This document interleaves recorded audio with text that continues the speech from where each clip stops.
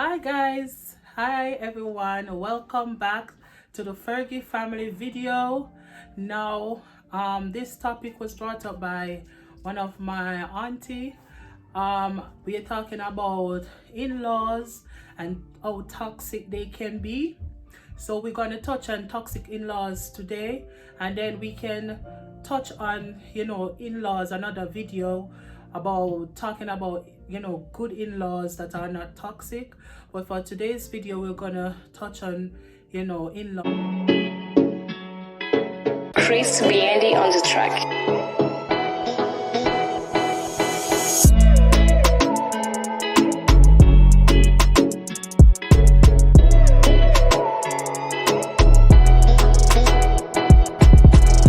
So first of all, you all know that I use my phone because I've put my little notes in my phone. So first of all, we're gonna touch on who is an in-law. An in-law is someone who is a relative because of marriage, like your husband's sister or your wife's father. You can refer to your spouse, entire family as your in-laws. In some countries, a married woman moves in with her in-laws, symbolically become part of their family. Now, we understand, as I suppose that a lot of people understand who is an in-law, but I'm just stating it for those who don't know, because a lot of people think that, oh, you become an in-law if you're in a baby mother or a baby father relationship. No, baby, that's not an in-law. Or if you're a girlfriend or a boyfriend, you're not a brother-in-law or a sister-in-law until you tie the knot and become husband and wife. Then you become a part of his family and he becomes a part of your family. So that makes you become an in-law to his relatives or her relatives. So basically, we're going to touch on who comes first in a marriage before we get into the basic things of a toxic in-law. Okay, who comes first in a marriage? One verse lays out what a husband should do upon saying I do. So we are going to go biblically, what a husband should do, as according to Ephesians 5:29. Therefore a man shall leave his father and mother and hold fast to his wife, and the two shall become one.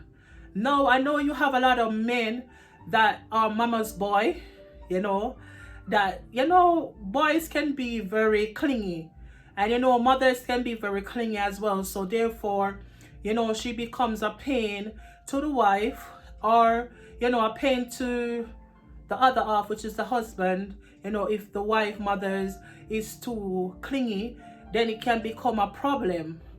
Now we're going to touch on why is it important when you're married to choose your significant spouse. Your mother is your mother, but your mother cannot give you pleasure. Your mother cannot become your life partner. So it is very important that you differentiate the two, between the two. Your mother is the person or the woman that given birth to you, and her love is a different love. But when it comes down to your wife, that should be something, as the scripture said, two individual becomes one. Because when you enter soul tie, as in having intercourse, you take on some of your husband and your husband take on some of his wife, right? So the two flesh becomes one in the spirit. Now in nowadays marriage, I've seen even on TV, reality shows, real life stories, where people allow their mother or their father or their sisters and brother to interrupt or to interfere, to break up your relationship, as in your marriage. Now I'm going to let you identify when an in-law is very toxic. Okay, so the reason why I jot it down, guys, because I don't want to forget. Okay, I've written, never allow your in-laws to get involved in decision making within your marriage. Now a lot of male tends to do this as well as female. Whenever you are having a problem, or you guys are going through within your union, you run to your brothers or your sister to confide in them instead of confiding in your wife. You go to your mother, but remember, you forgive your significant other after, the argument or, the misunderstanding, but they won't forget. They will never forget because of the stuff you are saying to them. So therefore, you're causing a void between your marriage, and your in-laws are going to have their 2 cents or their input. Don't go back to her. She's no good. She's not making you happy. And it becomes a battlefield. So for number one, do not allow your mother, your sisters or brothers or father, to make any form of decision within your marriage.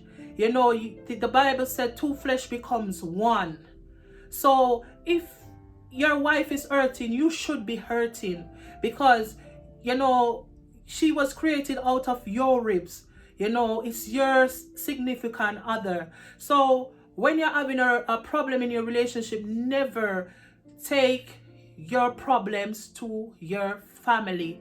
It plays a bad impression on your other half, because they're going to hold on to the words. Remember, you are in love with your other half, and things happens, teeth and tongues meet, but then your family don't need to have a say in your marriage or in your relationship. So when a family starts to decide or make any form of decision with you apart from your spouse, that's a toxic in-law. Okay? Another one, when an in-law is toxic, they speak negatively before you or behind you. Listen, never allow your wife to be in front of you or behind you and talking badly about you. If she talks badly about her husband, she's talking badly about herself, because remember, we're going back, 2 becomes 1. So it's vice versa. Never allow your mother or your siblings to say derogatory words, call your wife derogatory words, or call her names outside of her names. Period. Respect your significant other in front of her face and behind her face with your family. If you do not respect her, they are not going to respect her. If you do not respect him, they are not going to respect him. So it becomes toxic, because they feel that they have the right to talk to your wife a certain way, or talk to your wife the way that you speak to her. And it can be friends as well, or whosoever it may be, an uncle. Once you marry into that family, you become an in-law to them. You become their daughter because of the marriage, right? Remember, a family is a group of people that may live in the same household. They may be related by marriage, choice, adoption, so on. So when someone marry into a family, they automatically becomes 1. So basically, don't sit and let anyone, apart in your family, speak anything negatively about your significant other. It could be your wife or it could be your husband. Never allow that, because it's going to become toxic. And you have some in-laws that are very disgusting, and they are very intentional about mashing up your marriage and speak down to your wife. Never allow anyone to speak down to your significant other, or else they're speaking down to you. So remember, when you go before the pastor or go before a register, she becomes your heart and he becomes your heart. So never allow anyone to disrespect her because you're disrespecting yourself.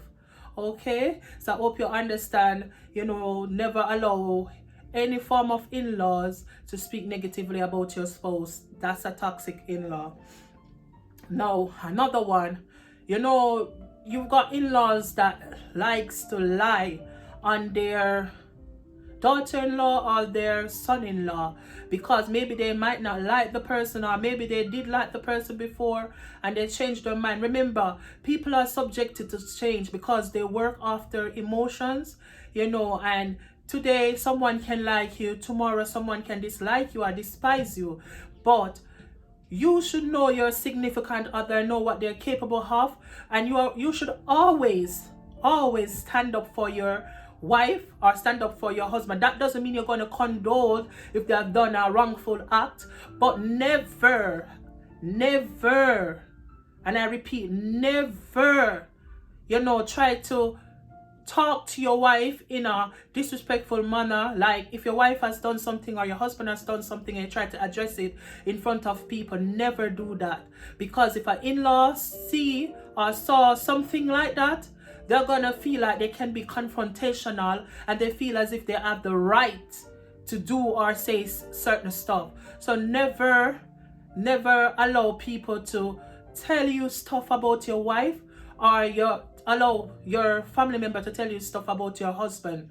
You should know your husband is 2 persons in a marriage, not 3, not 4, not 5, 2 persons. And the Bible said 2 persons becomes one in spirit.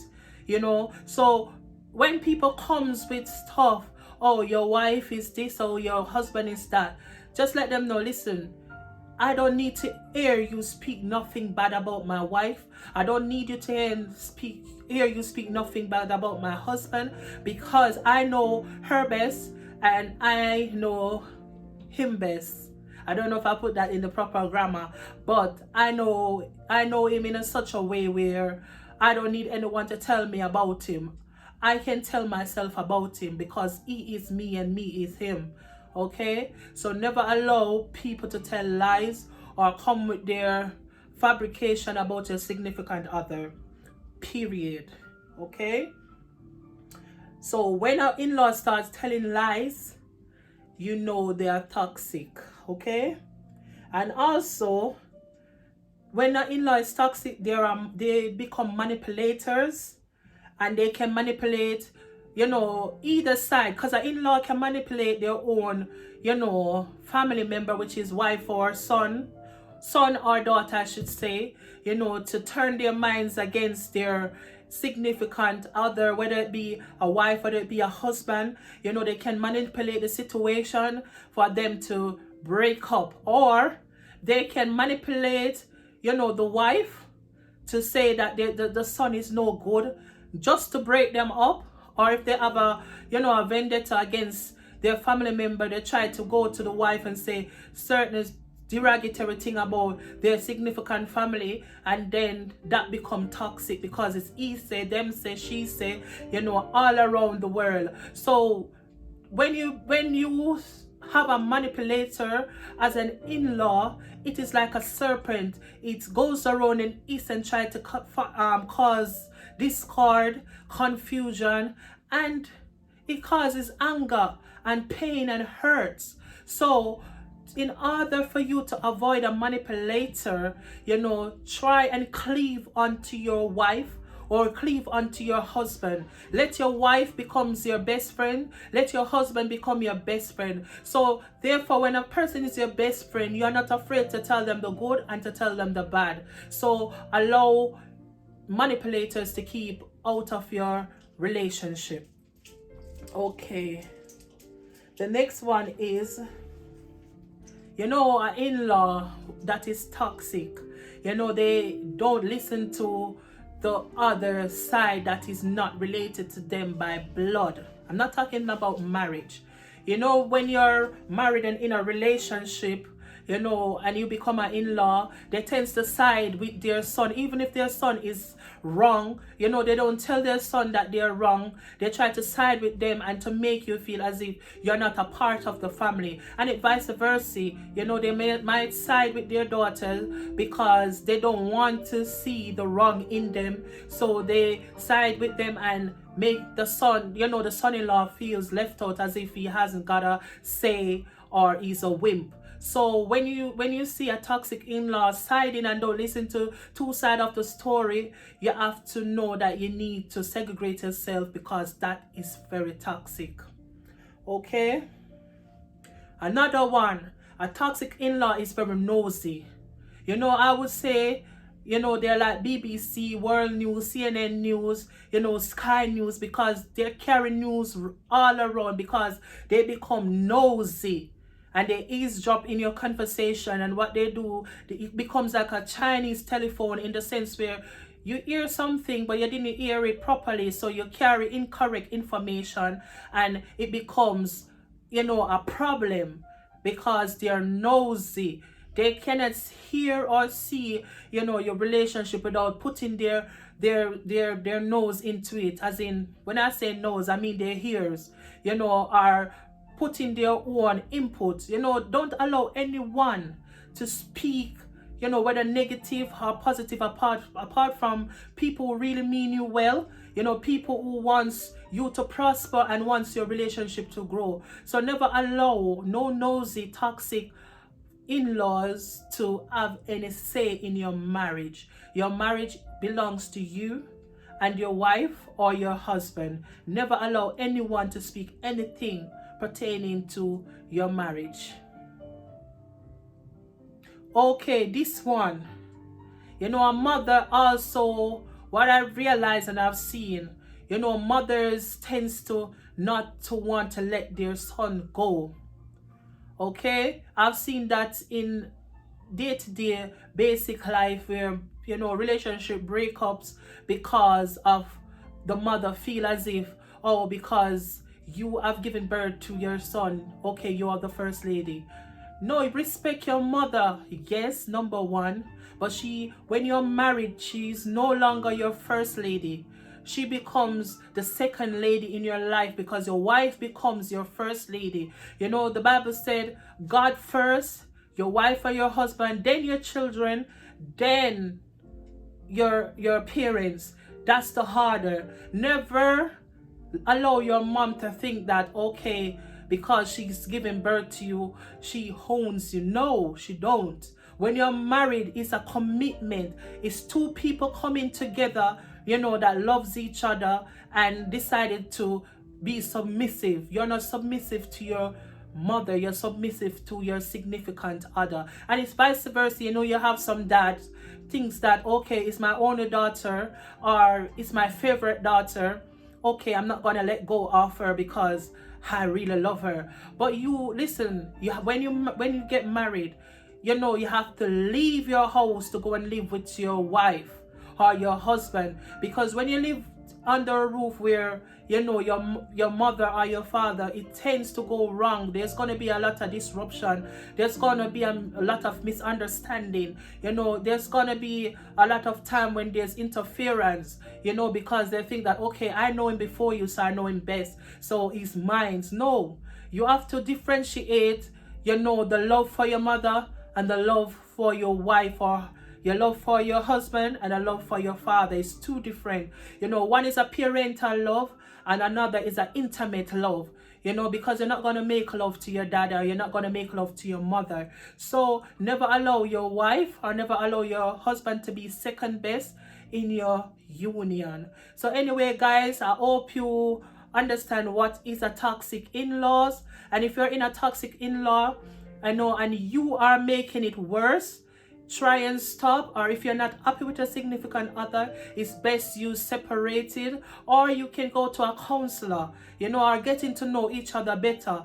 Never allow people to speak into your marriage, and I can't emphasize that enough.